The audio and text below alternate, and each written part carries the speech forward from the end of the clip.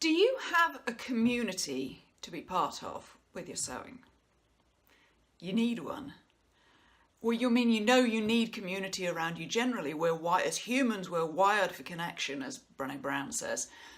We need community to help us move forward, to help keep us together in hard times. But do you have a sewing community that helps you to move forward? I say this because this is all excuse to give a shout out to my community this week. This is not a sales pitch for my Foundations Revealed community, because it doesn't matter what kind of community you're part of, just be part of one. But I got a message this week that just shows the power of being around a group of people who can keep you together, keep you held up, and keep you moving forward.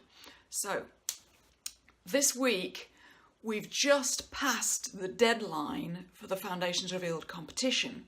And since we've added community at Foundations Revealed, we've seen this enormous explosion of just a sense of camaraderie and family as people have moved towards their getting their competition entry together. So the deadline just passed, so you can't enter anymore.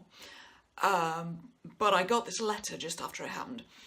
I'm going to share something, she says, I'm going to keep her anonymous, that's a little bit embarrassing. Well, actually a lot embarrassing. I didn't really start my competition entry until January 1st. I couldn't nail down what I wanted to do.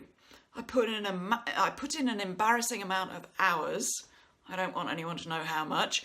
Most of it spent unpicking, but I just kept pushing forward, moving consistently forward, working a little bit every day. Well, a lot every day, but just doing what I could and not worrying about the rest.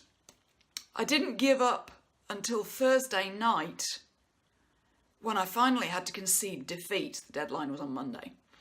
It was the 4th time I'd tried. Now and then I'd check in on the community and I'd experience a sense of pride that I belonged to a group of so many talented people.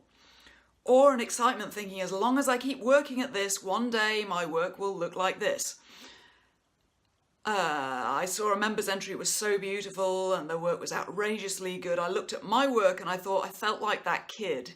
You know, the one who can't glue 2 pieces of paper together but instead has all the glue all over their hands. That kid. I was so embarrassed about what I'd worked so hard on. Before I dropped out of the competition, she says, I decided to read the rules again. At the bottom of the form there's a pledge to be proud of your work, and I knew I couldn't bring myself to feel that way. I was embarrassed. I felt like my entry looked amateurish. So Sunday, instead of working on the dress and making it look more finished and having time to take better pictures, I didn't work on it at all. I cleaned up my sewing area and the rest of the apartment, listened to an audiobook, watched TV and tried not to feel like a failure. And then I slept on it. I didn't mean to. 4:30 in the morning, I realised I was being silly. My work looks amateurish because I am an amateur. I've sewn a few pieces, but working on my competition entry showed me how much I didn't know and where I need to focus in the coming months, which is what we talked about last week. So, long story short, she says that around 5:10 she got up and hustled and got her entry in with less than 5 minutes to spare. So, would she have done that if she hadn't had a community to pull her forward? Even though there were people in the community of all different skill levels, you need that community to lift you up. You need the community to show you what's possible and show you that you're just another person who's just in another place on the journey.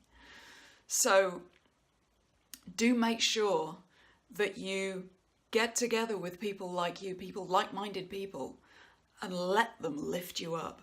Let them show you the way forward, and let them hold you through the times when you're not so sure.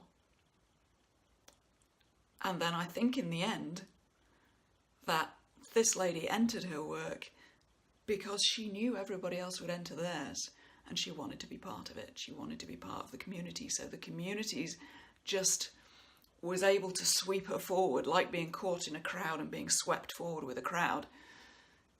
Just, it's part of that thing I deeply believe about your peer group, that you become your peer group, you become the people you spend the most time with. So choose carefully. Who are your sewing community going to be? who are your community in general going to be? Be around the people who are going to lift you up and who are going to move you forward. So, I'm Kathy Hay. Leave a comment below and tell me about your sewing community. And do some sewing this week, why don't you?